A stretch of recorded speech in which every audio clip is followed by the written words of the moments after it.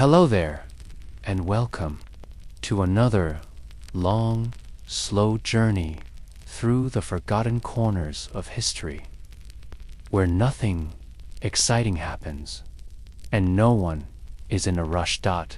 Tonight, I'll be your guide, but not the kind that walks ahead with a flag. I'll walk beside you. Quietly, we'll step softly through dusty stone paths and listen to the echoes of voices long gone. This time, we won't visit kings. We won't climb the marble steps of Roman palaces. We won't toast the emperors or cheer for their games. We're going somewhere quieter, somewhere deeper. We're going to the quarries, to the pits of stone where forgotten hands carved the empire, one blister at a time, to the places where marble bled and dust never stopped falling. And before we descend, if you'd like to feel even more relaxed, just take a second to subscribe. It helps this channel grow and gives you more calm places to come back to. And while you're here, tell me in the comments, where are you watching from tonight? What time is it there? I love seeing all the different corners of the world coming together to rest, to breathe, to forget. You won't need to stay awake. You don't even need to listen closely. Let your mind wander. Let the words drift past like wind through a broken colonnade as we learn, it's very slowly, why it sucked to be a Roman quarry slave. So lie back. Let the blankets wrap around you like worn linen robes. And let's begin our descent. You wake up on stone. It is not soft. It never is. Just cold, crumbly limestone beneath your back, and a folded woolen cloth beneath your head, stiff with last week's sweat. There is no sun yet. Only the blue-black predong that settles over the quarry like a lid over a jar. It is always like this. The same hour, the same sky. The same sky, the same feeling in your joints. A whisper of wind moves through the pit. It carries with it the dry scent of dust, goat dung, and someone nearby snoring. Someone else coughs. You hear the familiar wheeze of old lungs, probably Licinus, who used to be a baker before he ended up here, you think. Or maybe it was Felix. Names don't matter much anymore. You stretch one leg, it cramps. The stone is colder than usual today. The air clings to your skin like damp cloth. Somewhere, a crow makes a sound like a rusty hinge. You close your eyes again for a moment, but not for long. Because soon comes the footstep, not a shout, not a bell. The rhythmic tapping of a rod against the wall. The overseer, he doesn't need to yell. The sound of that stick is enough. Everyone stirs. You sit up slowly. There is no need to rush. You've learned that. You will not eat faster if you move.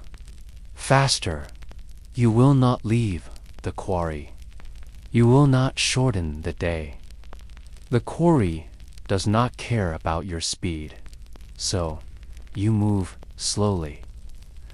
There is a crust of bread by your side, wrapped in the corner of your tunic, hard as a rock.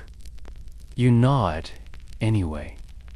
It tastes of the cloth it was wrapped in, faintly like old olive oil, mostly like nothing. Someone else is already relieving himself into the crack in the quarry wall. You wait. There is no privacy here. Not since your first night, not since your first morning. Not ever. Your tunic smells like sweat and stone dust. You brush the fine, pale grit from your arms. It doesn't leave. It never leaves. Now it's light enough to see the slope of the pit around you. Sheer faces of cream-colored limestone rise like walls, cut and hammered and marked with black streaks from oil and soot. Some parts of the quarry are old, some parts are newer, but they all look the same. White scars in the earth. The tools are where you left them or where someone left them. Iron chisels, blunt from yesterday. Wooden mallets. Ropes, fraying and stiff with dust. A rusting pick, the leather sling for hauling chips. You choose the same mallet as always. Has a nick shaped like a tooth. It fits your hand. Your job today is the same as yesterday. Not lifting, not hauling, just cutting. Just hammering a line of holes into a slab to prepare it for splitting. You do not get to choose the slab. The overseer does that. Walking with his chalk and his stick, tapping stone like a man choosing meat in the market. He marks a section with a white line. He doesn't speak, just points, so that is where you go. The sun is higher now. Not warm, but higher. The sky is pale and cloudless. Good weather, you think, if you were a man who worked outside for joy. But here, it only means there will be no excuse for rest. You squat beside the rock. You take your iron wedge. You take the mallet. You begin to strike. Each blow is dull and steady. In your elbow. In the part of your shoulder that never healed right from that fall last year. You do not cry out anymore when it hurts. The noise would bounce off the quarry walls and come back to you, and no one would care. So you simply strike and strike and strike. The line of holes must be precise, evenly spaced, deep enough for the splitting wedge later. Too shallow, and the slab will crack wrong. Too deep, and you waste time. There is a rhythm to it, like a heartbeat if your heart lived in your hand. You pause only when your arm trembles too much to aim. Then you stop, rub your shoulder, drink a mouthful of warm water from the clay jug, and begin again. Someone cries out.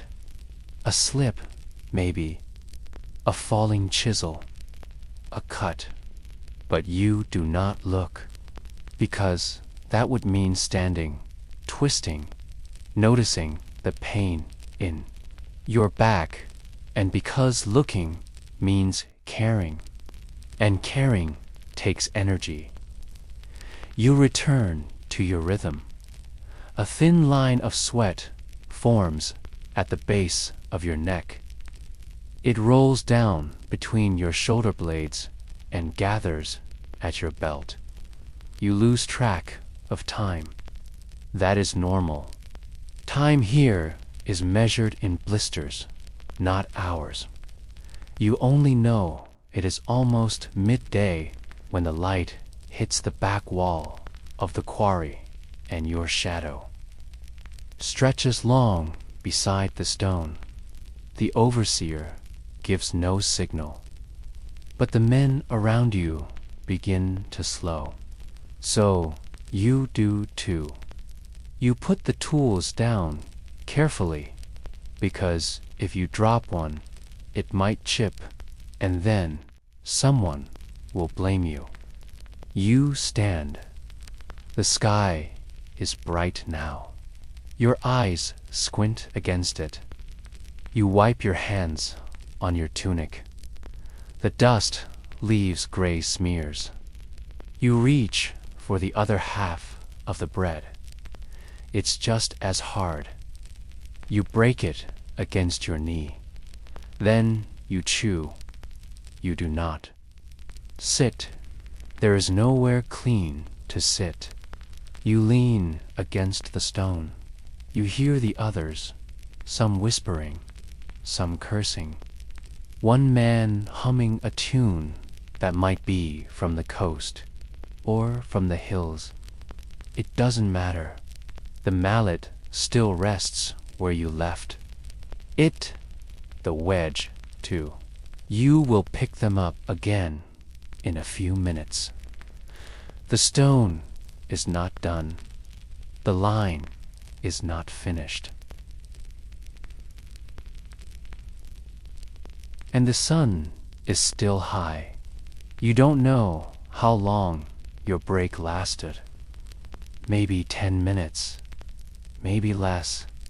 There's no bell to tell you, no water clock, just the moment when everyone stops chewing and the sound of tools begins again.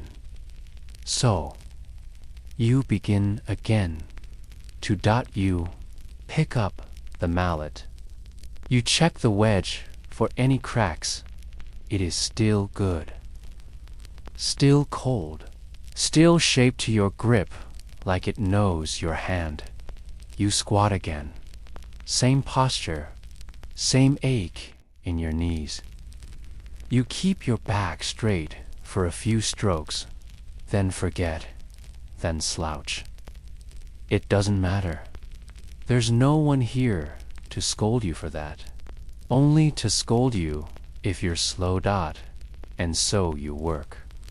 The wedge strikes again, then again. Sometimes it sings against the stone. Sometimes it just thuds. A chip breaks off and cuts your knuckle. It stings. You suck the blood without thinking, then smear it on your tunic. It joins the many other smears already there. A pattern of forgotten injuries. Above you, a bird circles. You do not know its name. It's always there, or one like it, waiting. Sometimes the birds get close when someone falls. They know when to watch. You keep hammering. The dust now coats everything. Your lashes, your lips, the inside of your nose. You sneeze. It hurts your ribs when you do. The man beside you coughs, not from illness, just from years of dust. There, used to be cloths once, to tie around the face, but they tore, or vanished, or someone else took them. It doesn't matter now. The quarry wall before you is split by a line you've been shaping all day. It's nearly done. Just a few more holes. You can already imagine the moment when the crowbar goes in and the slab cracks, like bread breaking in a feast you will never attend. But for now, just more hammering. The sun creeps forward, casting everything in sharp relief. The shadows go flat. The air feels hotter, even if it isn't. Somewhere deeper in the pit, a group of slaves hauls a block the size of a cart. It takes 6 of them. One of them stumbles, and the block shifts on its sled. The overseer's voice barks out, not loud, but sharp, like a dog's snap before the bite. You don't look. You keep hammering. You hear the wooden rollers creak. The groan of rope under strain. The low grunt of men pretending not to cry out. One of them might be Marcus. You remember he has a limp. You wonder how he'll keep up. But then your wedge slips. It bounces, hits your thumb. The pain is sudden, sharp, like a sting from a hornet. You hiss through your teeth and cradle your hand. The nail is already going purple. It will probably fall off in a few days. You take a moment, shake the hand out, flex your fingers. No one notices. Or if they do, they pretend not to. Injury is common. Pauses are not. You try to remember the last time someone died here. Last week or the week before. A man crushed beneath a shifting slab. Or was it heat stroke? You didn't see it.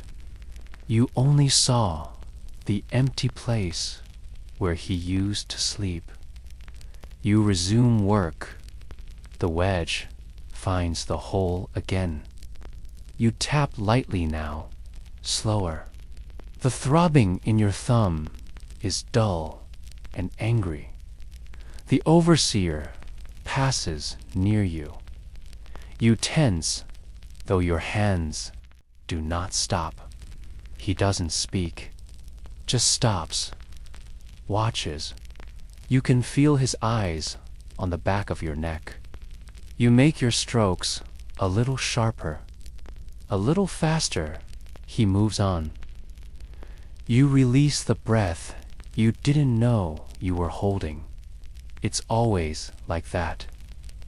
He watches like a hawk. Sometimes he counts your blows. Sometimes he doesn't. Sometimes he makes notes on the wax tablet.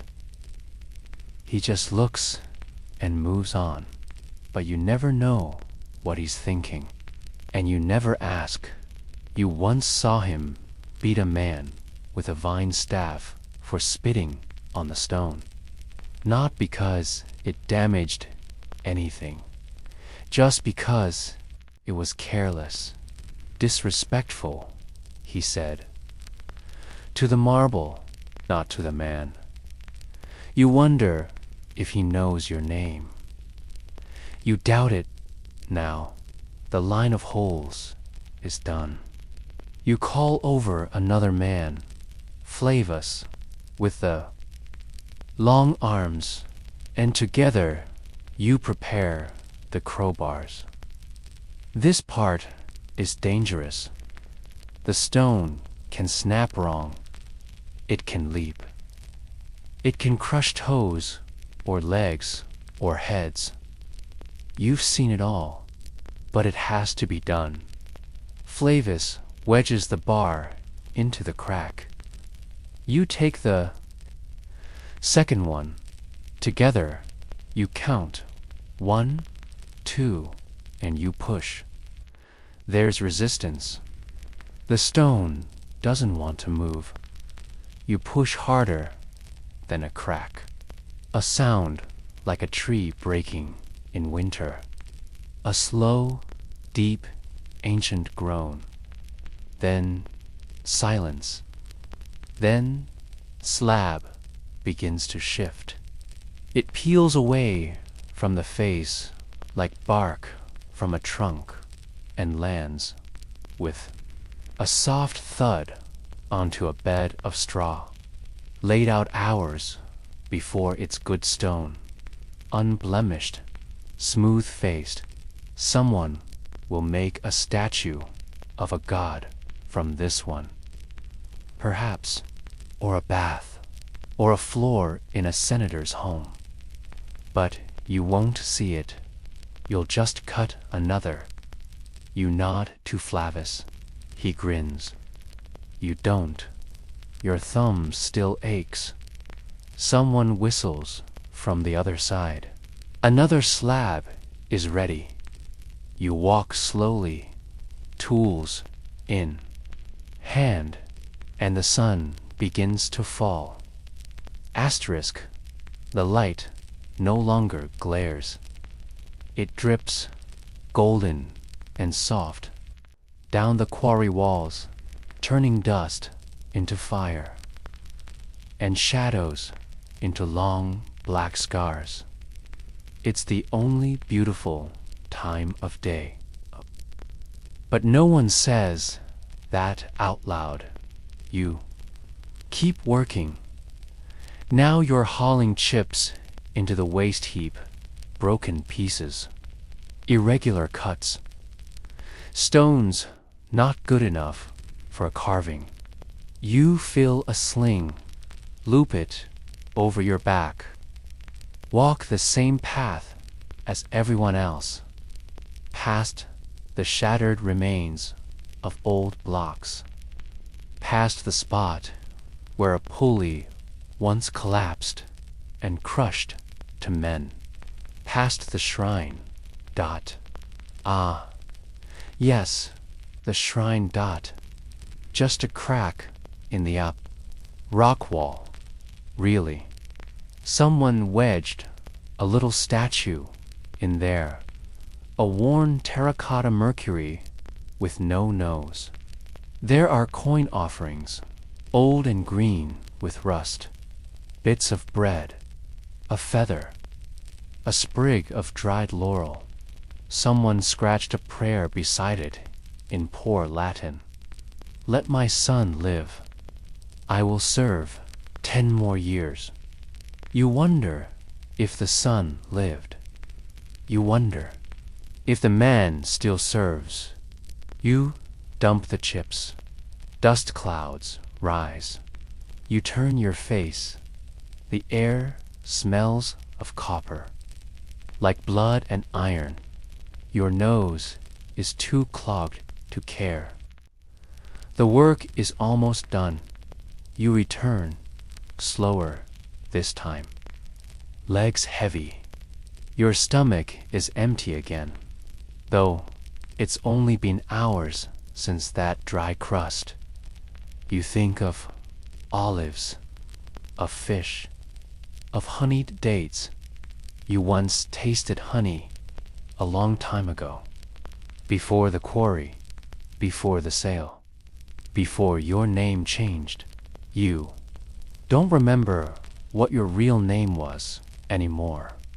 The overseer blows a horn. Just one note. The day is over. You set the tools back in their place. Each man does the same. Iron rusts too easily if left scattered. And you do not want to be blamed for a missing chisel. Punishments are swift. The sun is nearly gone now. Only a thin rim of orange rests above the edge of the pit. You climb the carved steps. Slowly, your legs remember every stroke of labor. The soles of your sandals are thin. You feel each rock. At the top of the pit is the sleeping area. Not huts, not rooms, just a row of carved-out alcoves, barely deep enough for a man to lie flat. You find yours. Someone else is already curled nearby, humming softly to himself. It's not a song you know. It might not even be a song, just something to chase the silence away. You lower yourself onto the stone again. Your back sighs. Your fingers twitch. A woman's voice flickers through your memory. Your mother, maybe, telling you not to sleep on cold stone. But there is no straw left. The others took it. You adjust your tunic, wrap it over your knees. The same one you wore yesterday, and the day before. And the day before that, you close your eyes. But the quarry is not silent. There are snores, murmurs, a low muttering from one man who prays every night, to whom no one knows. The wind shifts through the pit again, carrying the smell of burnt oil from the guard's torch. You hear footsteps, leather soles, quiet, a pause, then more steps. The overseer again making his rounds, counting the bodies, checking that no one has slipped away. Not that they could. Even if you ran, where would you go? Your feet are cracked. You have no food. The mountains are too far. The sea even farther, so you stay. The stars appear above, one by one. Faint, unconcerned, you shift your body. Your hip presses against a rock. You don't move it. You're too tired. Your breath slows. Your heart settles. And still, behind your eyes, the quarry stays. You can feel the weight of the hammer, the pulse of the stone, the dry taste of dust on your tongue. Tomorrow will come. It always does. And when it does, the stick will tap. The bread will be dry. The wedge will wait. But for now, you sleep, wrapped in silence, cradled in stone, forgotten by the world above. You never see the city. You only see the stone leave. It begins with ropes, wet with oil. Thick, coarse ropes that burn the hands if you pull too fast. They wrap around the slab you helped cut yesterday. The men lift it with wooden rollers and long crowbars. You don't speak during this. No one does. The slab weighs more than 6 men, more than a mule. You can feel its weight humming in the dirt as it shifts. The overseer watches from above. He carries a wax tablet and a stylus. He checks off blocks as they move. You've never seen what happens to the tablet after that. The stone is placed on a sledge, just wood with a curved front. It creaks, groans. The ropes are tight again, tighter this time, and then you pull. You and 5 others, sometimes 6 if someone's not too injured that day. Feet drag through chalk dust. The air fills with fine powder. Your legs burn after just a few paces, but there is no shouting, no encouragement, no praise. You just pull. The path away from the quarry slopes slightly downhill at first. That helps. Then it flattens. Then it rises. You dread the rise. Sometimes an ox is used if one is available. But often there is an oxen die too. You pass the same shriveled tree, bent sideways from wind. You pass the flat-topped rock with bird droppings on it. You pass the place where Lucan fell months ago and cracked his spine. He doesn't work anymore. He just lies in the shade, waiting. Eventually, the sledge reaches the edge of the road. If the road is dry, the cart comes. A wide wooden cart with big wheels rimmed in iron. It looks strong, but the axles break more often than you'd expect.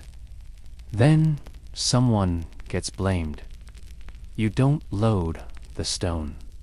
That's someone else's task. You just watch it rise, inch by inch, pulled up by a pulley system, oiled and groaning. The ropes creak. The block shifts. A loud thunk. Then silence. The stone is on the cart. It will leave soon. A soldier records something in a scroll. He nods to the overseer. You don't know what they say. You're not supposed to. The cart driver snaps his whip. Not at you, at the mules. They grunt, then strain forward, hooves skidding in the dust. The cart creaks forward, and the block, your block, begins its journey. You follow with your eyes until the cart disappears over the low hill. Then it is gone, and you return to the quarry. The stone's journey doesn't end there. You know that. You've heard whispers. Once, a freedman visited the quarry, an inspector. He told the overseer that the block cut that week would be sent to Ostia. From there, he said, it would go up the Tiber to the city, Rome. You've never seen Rome, but the stone has. You imagine the river, green, slow, lined with reeds. You imagine the barge, flat-bottomed, filled with marble, drifting toward the city.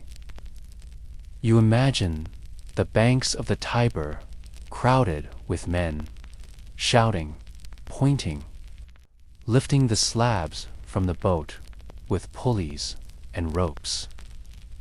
You imagine the oxen waiting nearby, and the roads paved with basalt, and the noise, carts, sandals, children, goats, merchants, bells.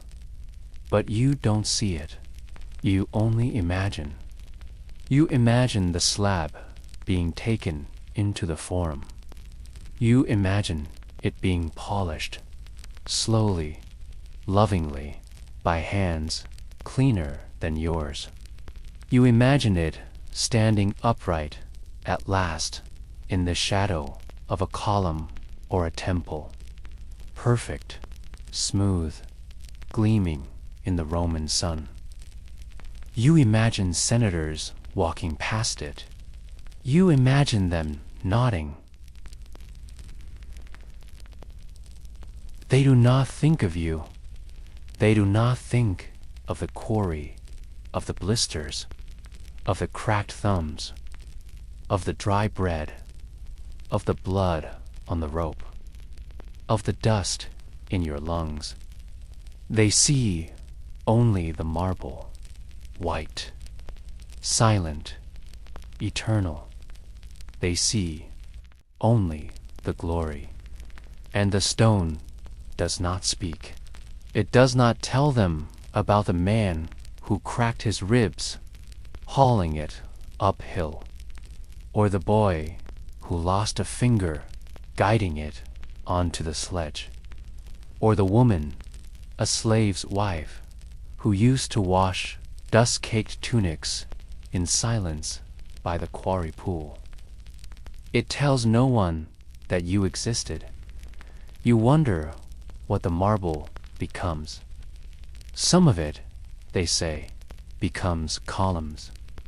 Tall ones, smooth, carved at the top with leaves and curls and faces of gods.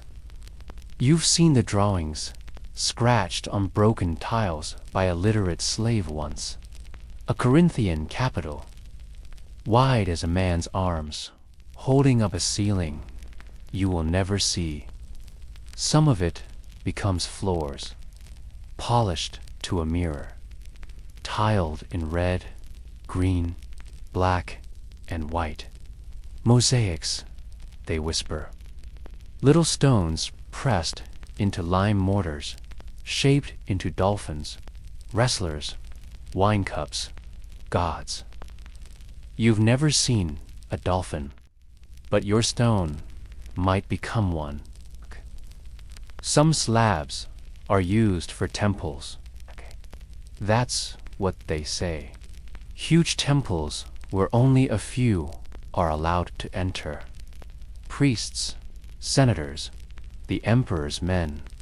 Inside, the walls echo with voices that sound like thunder, and light filters down from high ceilings.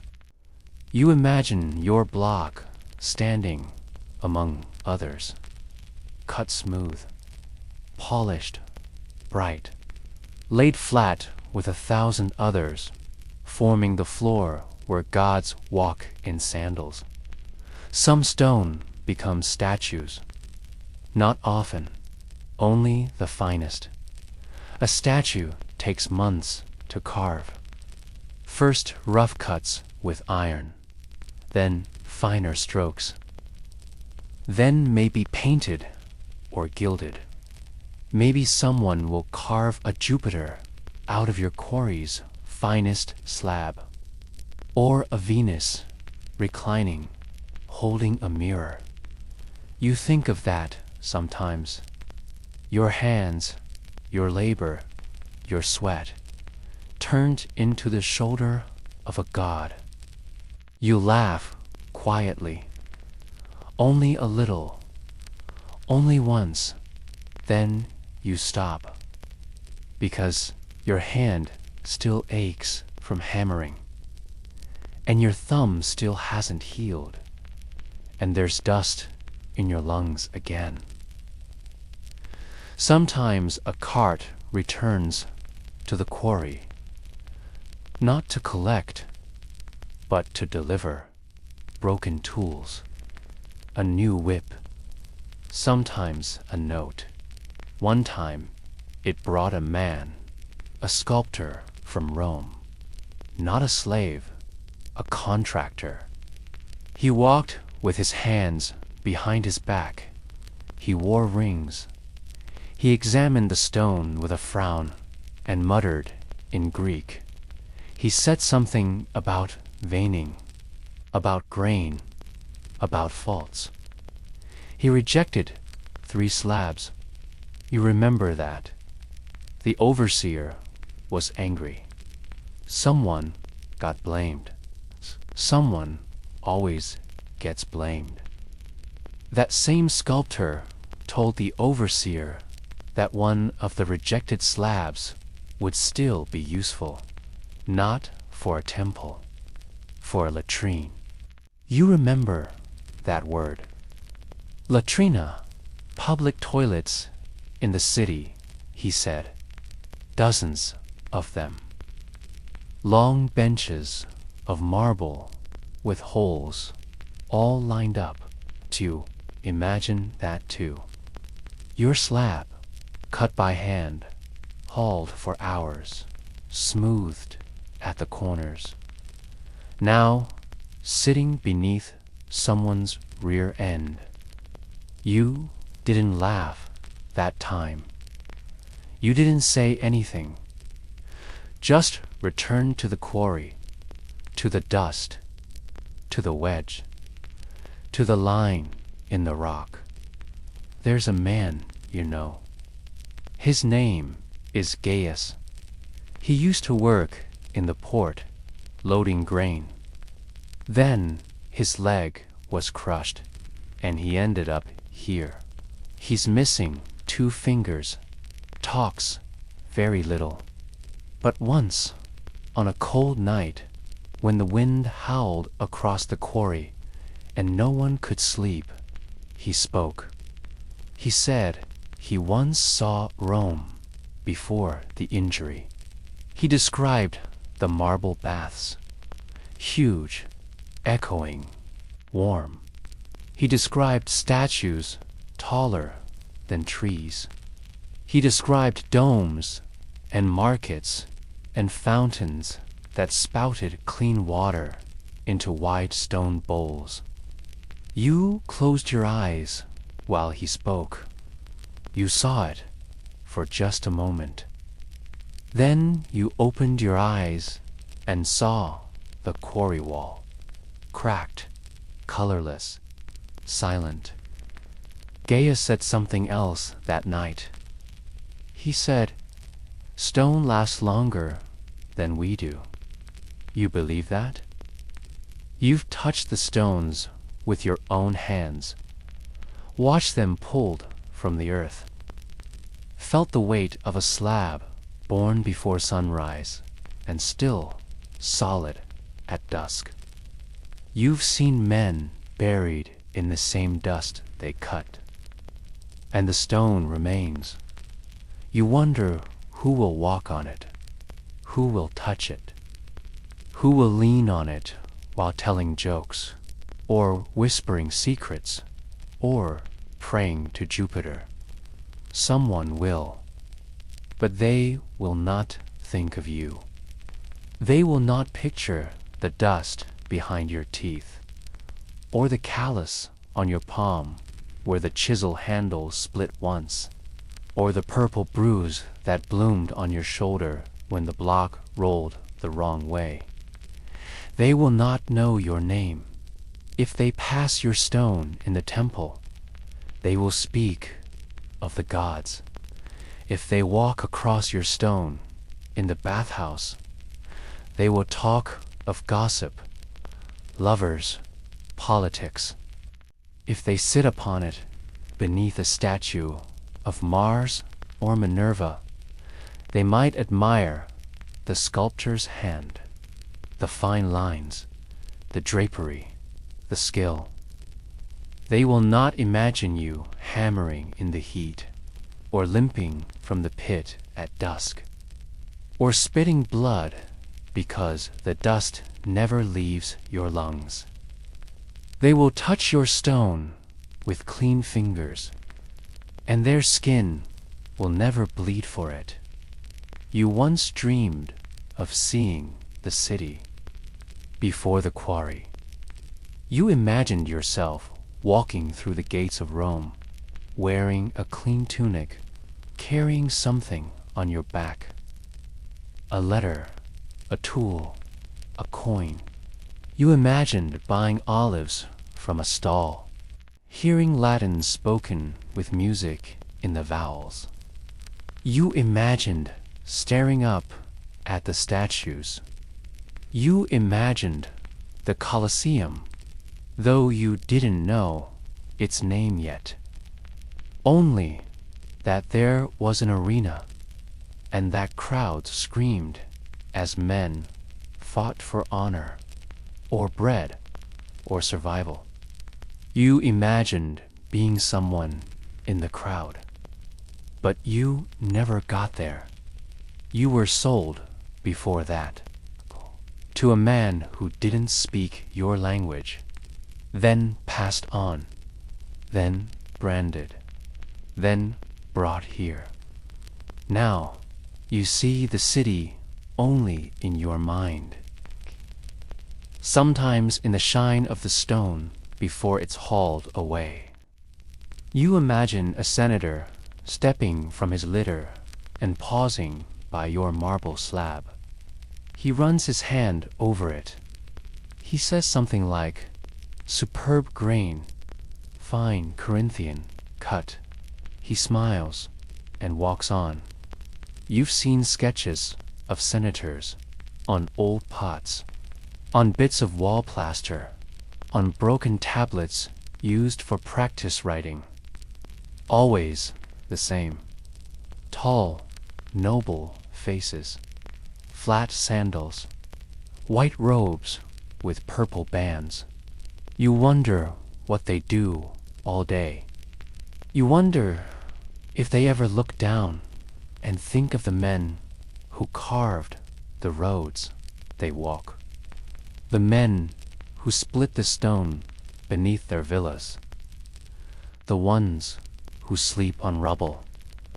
Probably not, but maybe one day. Maybe some curious child will ask where the marble came from. Maybe a scholar will write it down in a scroll, quarried in the provinces, transported by barge, shaped by labor. Maybe someone will remember, or maybe not. The quarry grows quieter as night approaches, not silent, never silent, but slower, still. You sit on a broken slab and rest your hands in your lap. They shake a little. They do that now, more than they used to. You look at your nails, gray with dust, rimmed with red. They look like they belong to someone else. You wonder if someone centuries from now were to find your bones, would they know what your hands once did? Would they guess? Or would they just see a skeleton without a name, without a voice, without the sound of stone cracking beneath the sun? Sometimes, when no one is watching, you talk to the marble. Not loudly, just a whisper. You say things like, "Go far. Last longer than I do. Let someone see you." It doesn't answer. It just sits, heavy, mute, endless. You think of the gods, the old ones, Jupiter, Mars, Apollo. You wonder if they live in the marble, as some say. You wonder if they feel your hands shaping their forms. You wonder if they ever looked back. The moon rises now, cool and pale, like polished stone. The quarry walls shined faintly, ghost-like. You think of all the blocks that have left this place, the ones that will never return, the ones underfoot in palaces, the ones pressed into statues, the ones broken in earthquakes, buried in ash, still somewhere beneath the streets. They are your brothers, stone brothers. You feel that. more than you feel a country or a god or a name. You came from somewhere. But now you are of the quarry, and the stone remembers, even if no one else does. Sometimes you feel like the quarry is watching you, not the overseer, not the guards, the quarry itself. The wind doesn't sound right here. It whistles through cracks that weren't there yesterday. It moans through holes that haven't been drilled yet. Sometimes the shadows fall in the wrong place.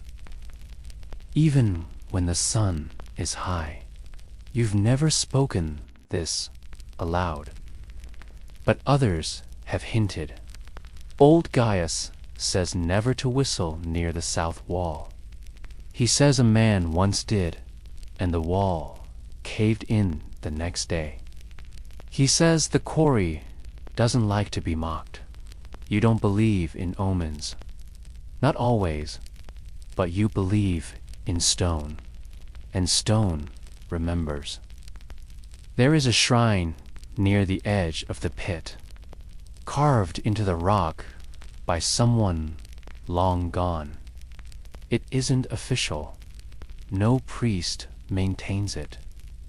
No offerings are required, but it is there, just a niche, really. Small, shadowed, protected from the rain. Inside is a figure, roughly shaped. Could be a man, could be a god, could be a piece of rock that looks like both. No one agrees on the name.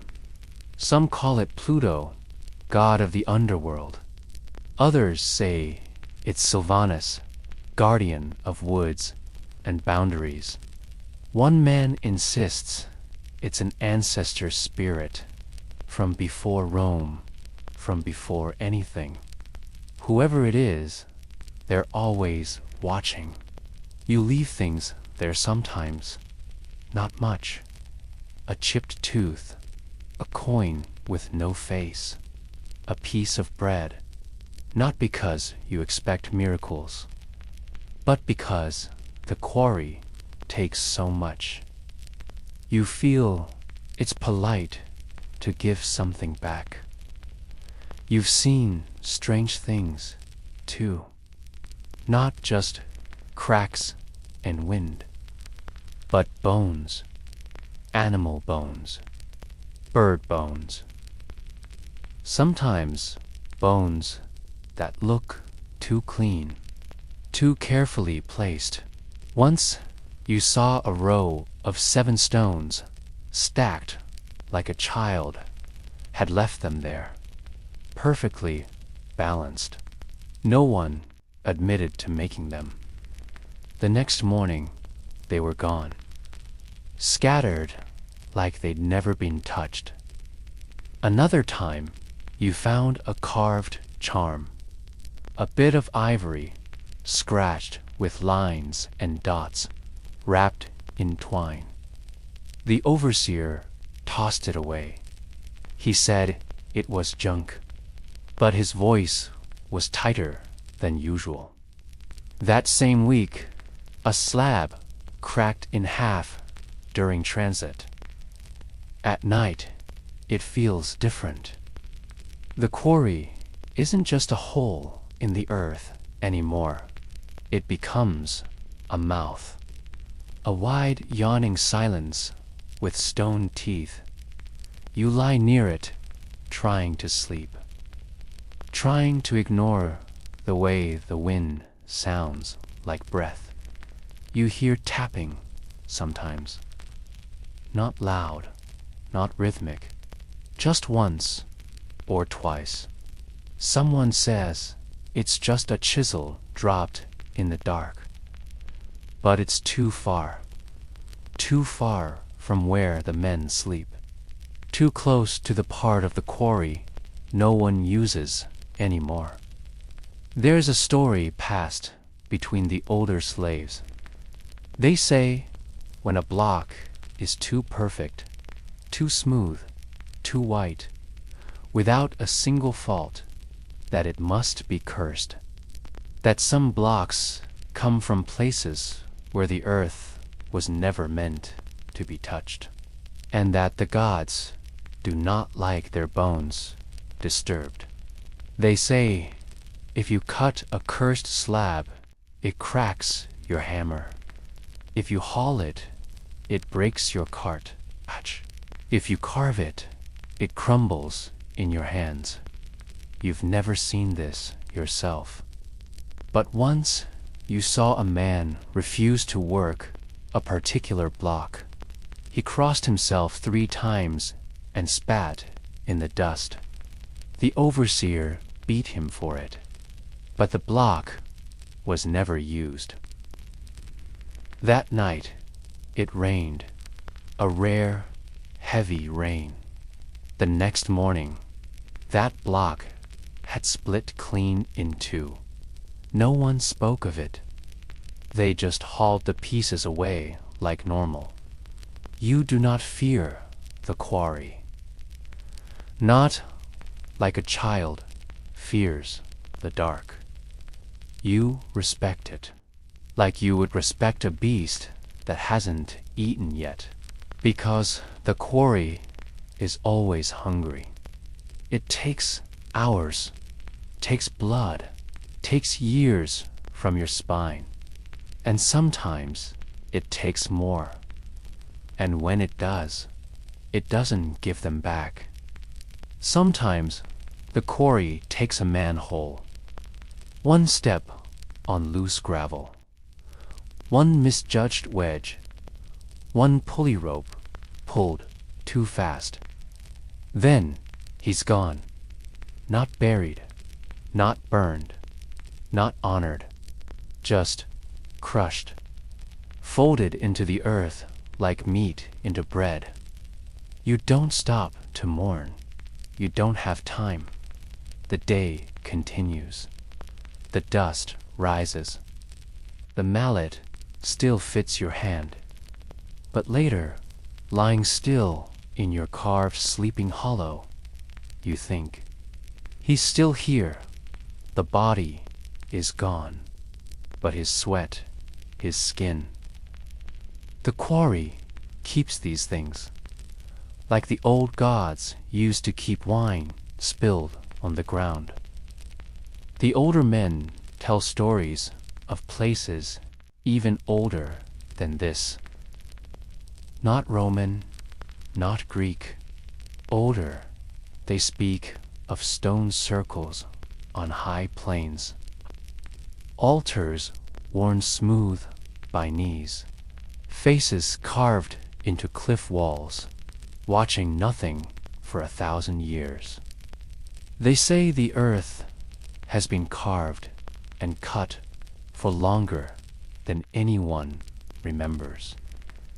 They say the gods that once lived in these stones are not gone, just quiet, sleeping beneath the dust. And sometimes, when a wedge hits too deep, they stir. Once, a man named Tiburcio claimed he heard voices in the stone. Not metaphor, not poetry, actual voices. Whispers, he said, like reeds rustling, but with shape. They didn't speak Latin, didn't speak Greek. He said they were asking, why? He stopped working after that, sat down, refused to move. The overseer beat him twice. Then Tiburcio spoke again. He said, you shouldn't take it from them. They were here first. He didn't explain who they were. By the end of the week, he was gone. No one talks about where he went. No one saw him leave. But the sleeping alcove he once used has never been claimed again. Even when space is scarce. Even when it's cold. Long scratches, circles, runes. Some etched with care, others more like claw marks. You asked once what they meant. A man from Britannia said they were old symbols. Protection, maybe, or curses. He said back home they'd etch signs into quarry walls to trap bad spirits, to stop them from following the stones into the city. You wondered if that worked, he said. Depends on the spirit. You think often about the slab you cut last month, the one that cracked wrong. You weren't blamed. The fault ran through the center, a vein no one could have seen. But after it broke, a silence settled over the pit, heavier than usual. The birds stopped flying overhead that day. Even the wind felt wrong. Someone carved a mark into the broken piece.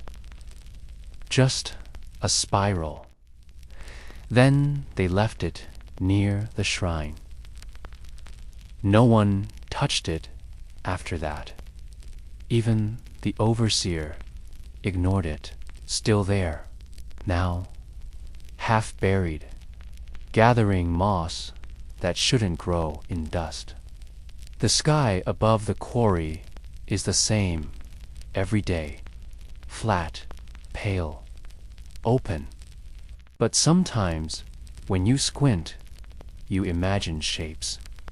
Not clouds, faces, ridges like brows, shadows like hollow eyes. You blink and it's gone, but the feeling stays. The sense that something is watching, not from above, but from within. A man from Syria once said that all stone has a soul. He told you this while sharpening his chisel, slowly, over hours. He said, it lives longer than we do. It hears us. It listens. That's why we smooth it. That's why we polish it, to calm it, to honor it, or else it breaks. Just tired, you understood that. And still, the wedge finds its mark. The mallet strikes. The dust rises. The stone splits, and somewhere deep inside, something shifts, but says nothing. Yet, you wonder what will happen if it ever does. If one day the stone groans louder than the carts. If one night the quarry answers back. You've seen cracks form where there should be none. Seen tools rust faster than they should. Seen men go quiet after working one particular corner of the pit. And now, even you have started to avoid that corner. But when it's your turn to wedge a block there, you work quickly. You don't hum. You don't spit. You don't look too closely at the shadows between the stone walls. Because once you thought you saw a shape move there. It didn't look human. Or maybe it did, but not quite right. You blinked, and it was gone. But still, you hammer faster when you're near that side. There's a boy, barely grown, who started just last month. He talks too much. His name is Milo. He still believes in small gods, spirits of place, of trees, of hills. He's carved little faces into his tools. He says it brings good luck. You watch him work and think he hasn't learned yet. He thinks the stone is his to shape. He doesn't understand what it takes in return, but he will. One morning, Milo found something. Not a tool, not a bone, a stone already shaped, polished smooth, round like an egg. Strange green flecks inside it, perfectly balanced, too perfect. No one had seen it before. It wasn't from your quarry, at least not from your level. It looked ancient, older than Rome, older than everything. He brought it to the overseer. The overseer didn't touch it, just told him to throw it away. But Milo didn't. He kept it, wore it around his neck, tied with a strip of leather. You haven't seen him since 3 nights ago. His tools are still there, his bed undisturbed. No one saw him leave. Some say he ran. Others say he slipped in the dark and fell into the pit. But no one looked too hard, and the stone, the perfect one, is gone too. At mealtimes, the talk is quieter now. More men sit closer to the shrine. They mutter different names for the same shadowed shape inside it. Some say Pluto. Some say Domina, Petra, Ladystone. Others don't name it at all. They just leave things, little things, nails, teeth, scraps of wool. You don't know if it helps, but when you pass the shrine, you bow your head, not out of belief, out of habit, out of the sense that if something is watching, it's better not to offend it. One day, a slab split strangely, not down the grain, sideways, diagonally, in a spiral. You've never seen that before. Neither had anyone else. It looked like a symbol, like something meant. No one could explain it. The overseer stared at it a long time, then turned away without a word. He didn't record it in the wax tablet, just move to the next stone. That night, a fox appeared near the edge of the quarry. You hadn't seen one in years. It sat, watched, didn't move, just stared down into the pit. Its eyes were gold in the moonlight. No one chased it off, and in the morning it was gone. You sometimes wonder if stone itself can curse, not by spell or chant, not like the old temple inscriptions meant to ward off thieves, but just by being taken, ripped from the earth, split open, changed. Maybe that's enough to stir something that should have stayed buried.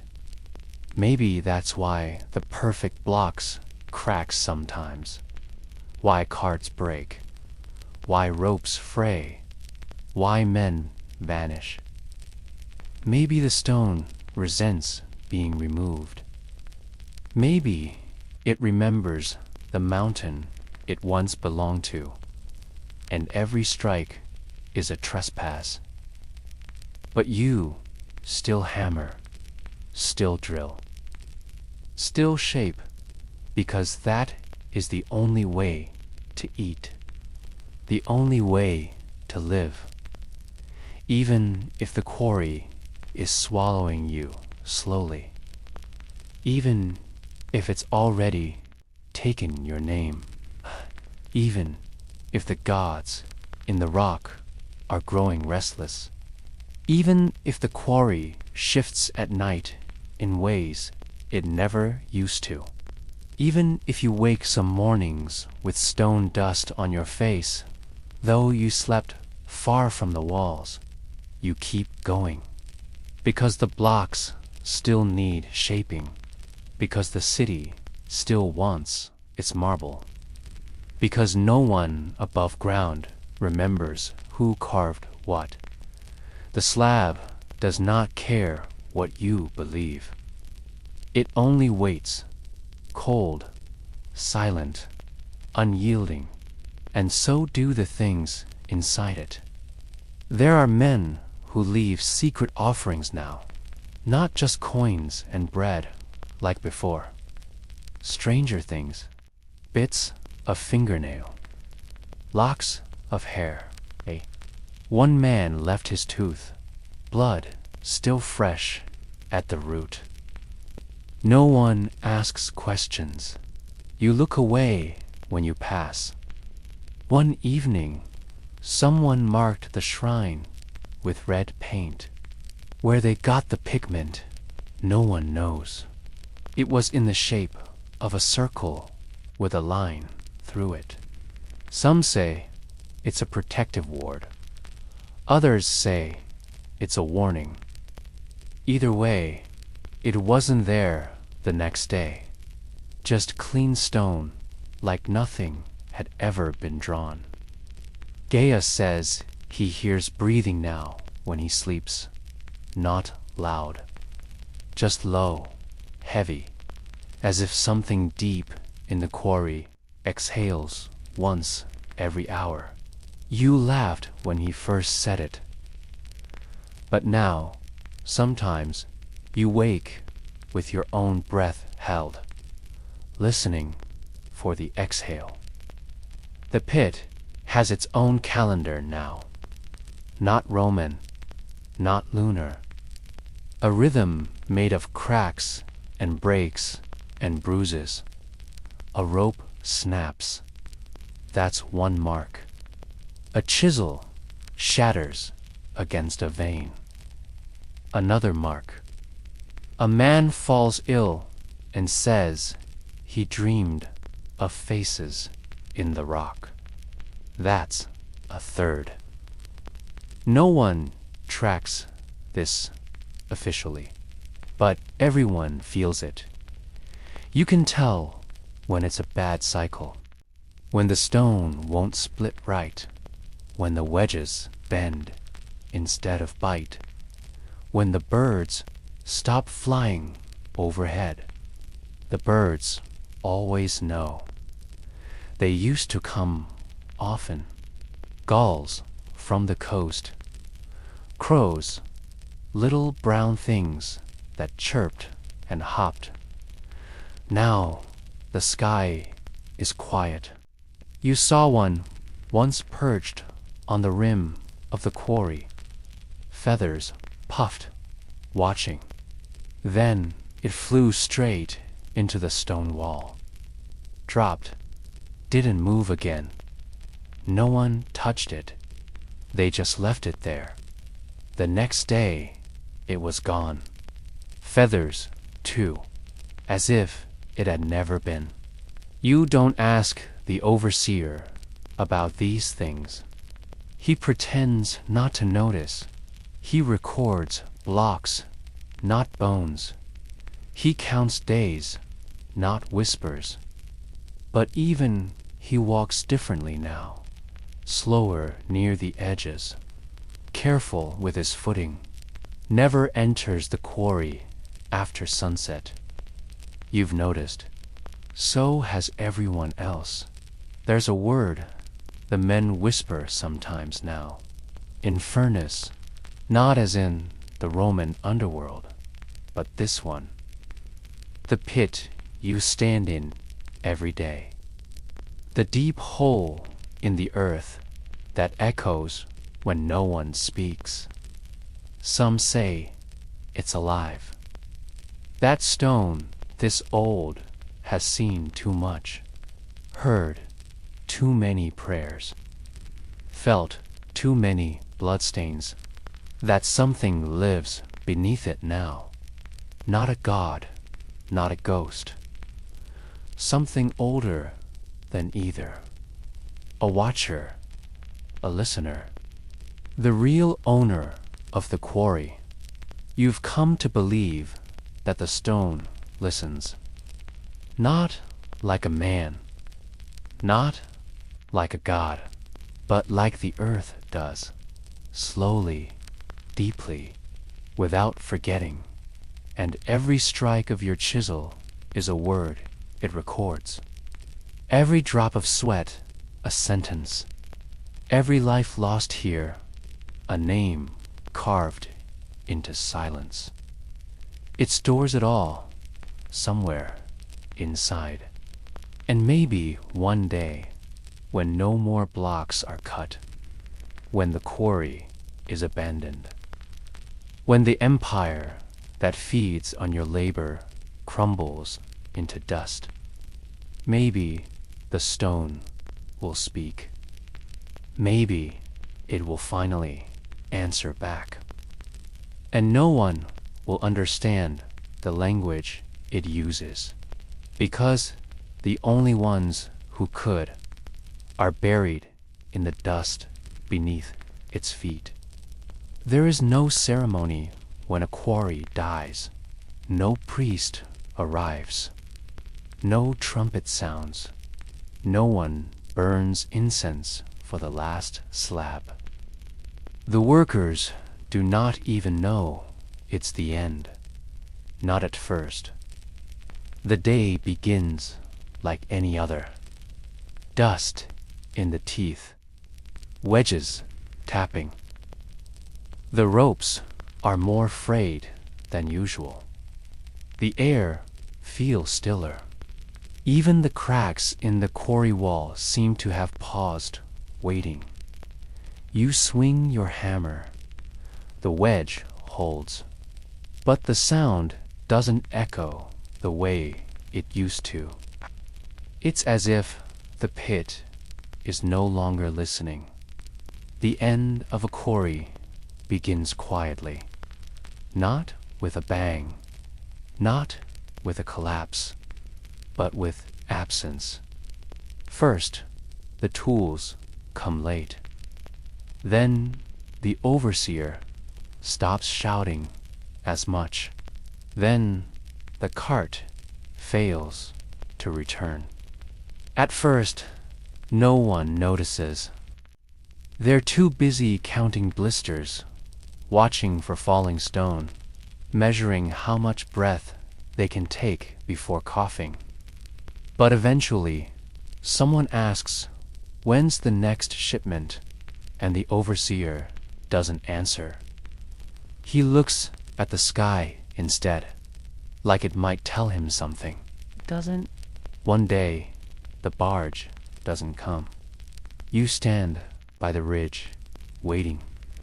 But the river is empty, just reeds, just the usual green stillness, just dragonflies skimming the surface like nothing is changing. You return to the quarry. The block you shaped that morning is still there, too perfect to leave behind, too heavy to move without the cart, too late to matter. So you sit beside it. You press your palm to the cool surface, and you wonder what it would have become.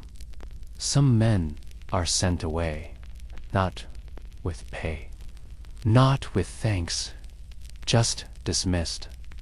Others are forgotten. They lie injured in the shadows, wrapped in old wool, waiting to be noticed. You keep working, not because anyone told you to, not because you believe it will be used, but because it's all you know. Strike, wedge, breathe, dust, repeat. It's quiet now. The kind of quiet that hums. The birds stopped coming again. Even the insects seem uncertain. A thin crack has formed in the center of the pit. It curves like a snake, long and slow. No one remembers seeing it form. It was just ... there. And each morning it is a little longer. You step around it carefully. No one speaks of it because everyone already knows what it means. One morning, a man finds the shrine empty. The little god, the figure carved into the stone, faceless but familiar, is gone. No footprints, no markings, just clean stone and a faint smear of ash where offerings once lay. Someone spits over their shoulder. Another mutters a prayer to Mercury, just in case. You don't say anything, but you feel something tighten in your chest. A door, maybe, has closed or opened. You're not sure which is worse. The tools rust faster now, even when covered, even when wrapped in cloth.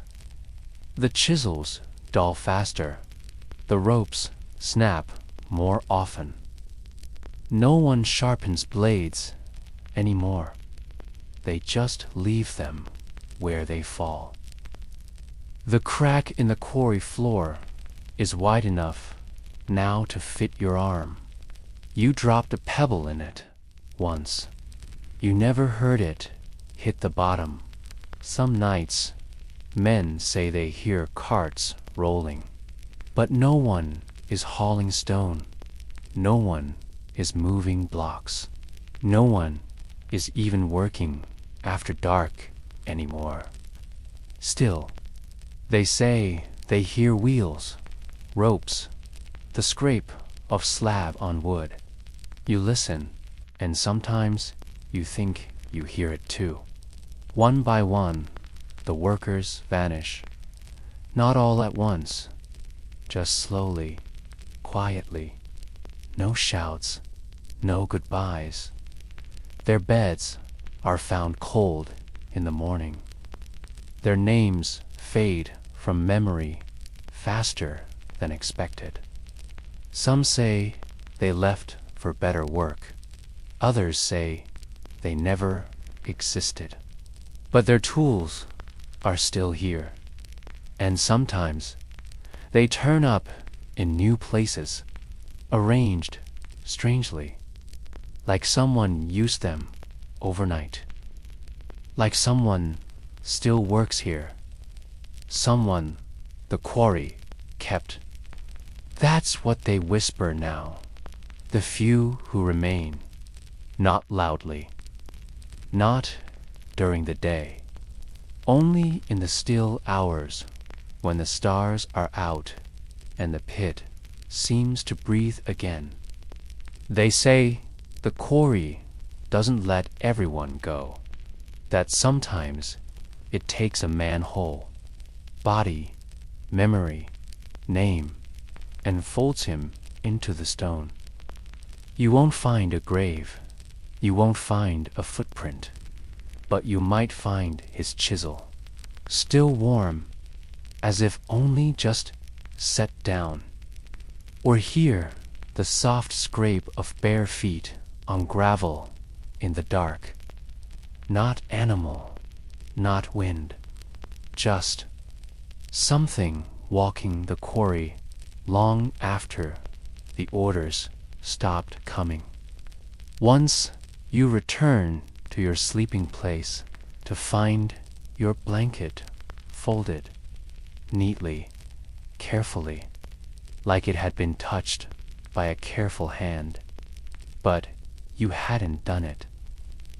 You'd been gone all day, hammering, alone. You looked around, no one near, but you could feel something, a presence that wasn't human and wasn't gone, just watching, as if the pit was tidying up after itself, or preparing for something. The crack in the floor has grown deeper, wider. It doesn't look like a fault line anymore. It looks like a mouth, and the wind makes a different sound when it moves across it now. Now a voice, low, endless, wordless, like someone trying to remember a song they once knew. You listen without meaning to. It keeps you awake. There's no one left to inspect the blocks, no cart to carry them, no foreman to scold you if the edge isn't clean. And yet, you still shape the stone in your dreams. At night, in sleep, your fingers twitch. Your arm jerks like it holds a mallet. You dream of clean slabs, polished perfectly, and no one ever arrives to take them away. Just a long row of marble under the stars, waiting. You wake up breathless, sometimes with dust on your fingertips, though you don't remember touching anything. You heard once that in the old days, before Rome, quarries were holy, not just places of labor, but sacred wounds in the earth, where spirits lived, where sacrifices were made. That's why they left charms behind, why they carved eyes into the walls, not just for safety, but to keep the pit from becoming hungry. Because if the pit gets too hungry, it starts choosing. You think the quarry is remembering now, not the city, not the empire, not the men, just itself. The mountain it once was, the bones it once held, the silence it was born from. You think it's tired of giving, and maybe it wants to take something back. Last week, you went to the shrine again. You hadn't visited in days. The little figure was still gone, of course, but there was something in its place, like it had just come from a body. You didn't touch it. But when you turned away, you realized someone had carved a word beneath it. You don't know the language, not Latin, not Greek, but you understood what it meant. It meant stay. The last man, besides you, left 2 days ago. Didn't say goodbye, just gathered his things and went toward the road. You didn't stop him. You wouldn't have known what to say. He didn't look back.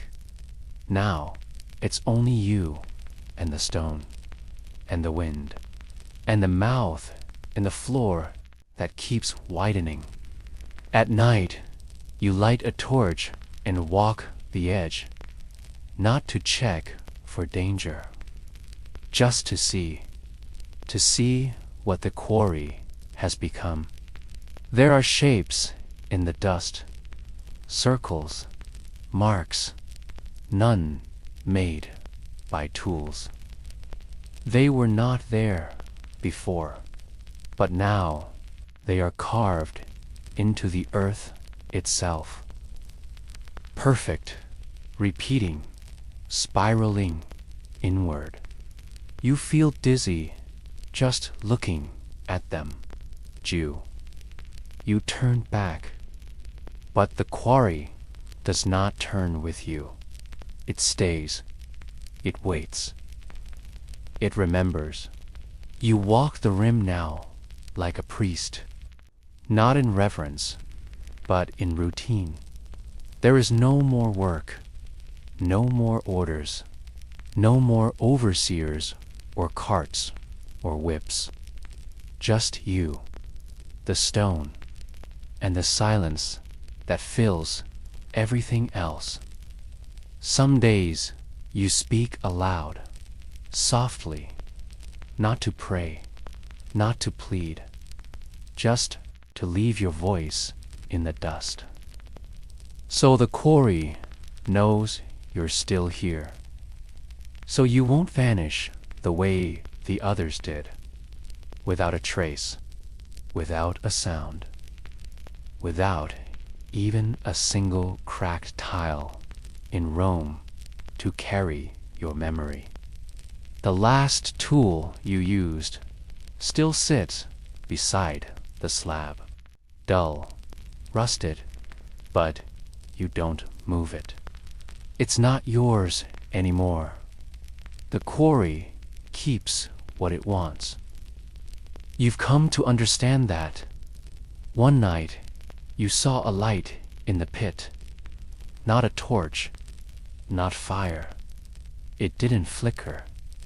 It glowed, pale, still, round. You walked down to it, barefoot on stone, drawn by something deeper than fear. It sat at the base of the spiral, in the deepest part of the quarry.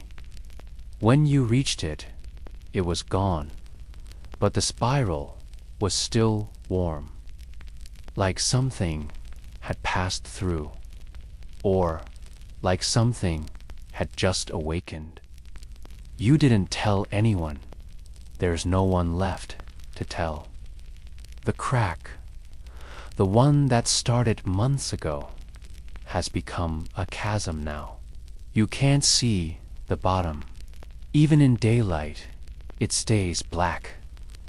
The edges are sharp, like teeth, like the pit is no longer pretending to be a place. It is now a presence. You dropped a stone in again, just once. This time, you heard something, not an impact, not an echo, a note, a low humming sound, like a throat deep underground, remembering how to sing. You stepped back, the sound faded, but now, sometimes at night, you hear it again, not from below, from inside the walls. You don't sleep much anymore, but when you do, the dreams are strange, not nightmares, not visions, just endless stone, stacked, moving, changing, blocks with eyes, tools that shape themselves, statues that breathe. You wake with your hands clenched, dust under your nails, the same dust you swept away the day before. You found another mark on your arm yesterday, a small one, faint, like it had been pressed in with a heated nail. Not painful, just there. You don't remember being burned. You don't remember anyone touching you. But the mark looks like the symbols in the pit, one of the spiral ones. You say nothing. You just keep walking because something is writing itself on you or through you. And maybe it's always been doing that. Once, Rome would have called this quarry sacred. Once, it would have built a temple here, left offerings, sent priests in white robes to chant over the stone.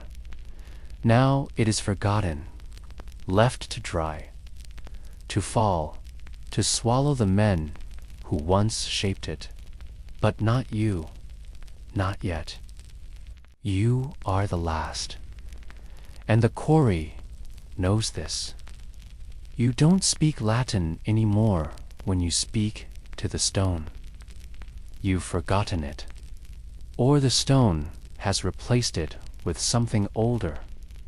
Now you hum low sounds, simple vowels, and the Quarry hums back. Not always, but sometimes, just enough to let you know it still hears. And then, one morning, you wake up and the slab is gone. The one you last carved. The one that waited 4 weeks. Gone. No tracks. No carts. No sign. Just dust where it lay. And a new mark in the gravel, a spiral, wide, fresh, still warm to the touch.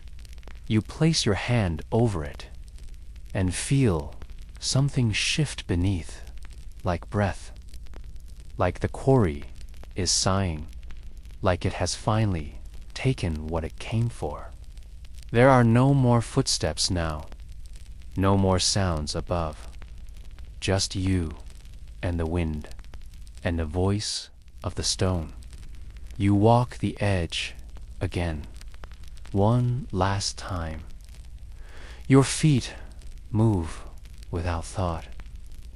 You stand at the rim, look down. The spiral is complete. You've given the Quarry everything. Years, blood, sleep, memory, and now it gives you something back. Not peace, not release, just welcome. You step down, and the stone closes behind you. And now the Quarry is silent again. The dust has settled. The last hammer rests in the dark, and the stone waits untouched for the centuries to pass.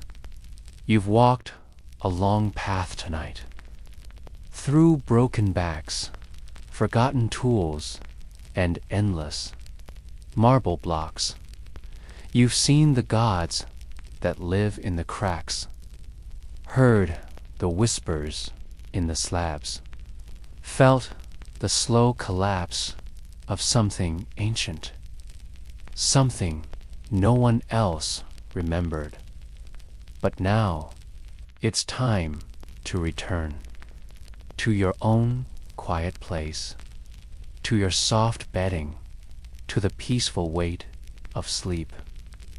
Let the wind of the Quarry lull you now. The darkness pressed gently against your eyes. You don't have to remember what you heard. It's okay if you forgot the names, the stories, the echoes. This was never about remembering.